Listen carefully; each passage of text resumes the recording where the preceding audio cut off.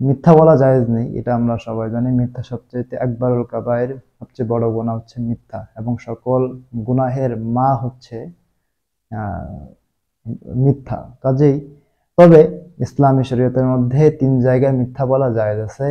এক্ষেত্রে আবু দাউদ শরীফের 1939 নম্বর হাদিসের মধ্যে রাসূলুল্লাহ সাল্লাল্লাহু আলাইহি ওয়াসাল্লাম বলেছেন, قال رسول الله صلى الله عليه وسلم لا يحل الكاذب إلا في ثلاث।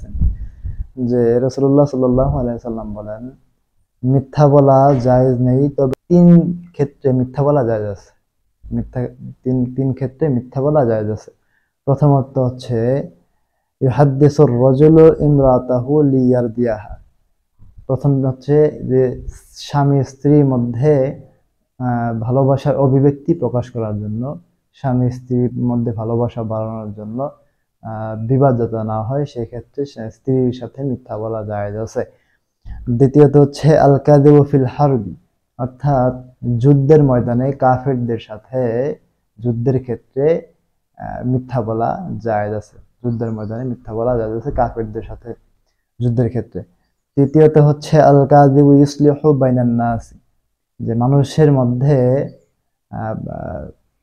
সন্ধি স্থাপন করার জন্য, অর্থাৎ দুই মানুষের মধ্যে, মুসলমানের মধ্যে ঝগড়া মিটিয়ে দেওয়ার জন্য, দুই ভাইয়ের মধ্যে ঝগড়া মিটিয়ে দেওয়ার জন্য মিথ্যা বলা জায়েজ আছে। এই 3 ক্ষেত্রে মিথ্যা বলা জায়েজ আছে, অন্যত্র কোনো ক্ষেত্রে মিথ্যা বলা জায়েজ নেই।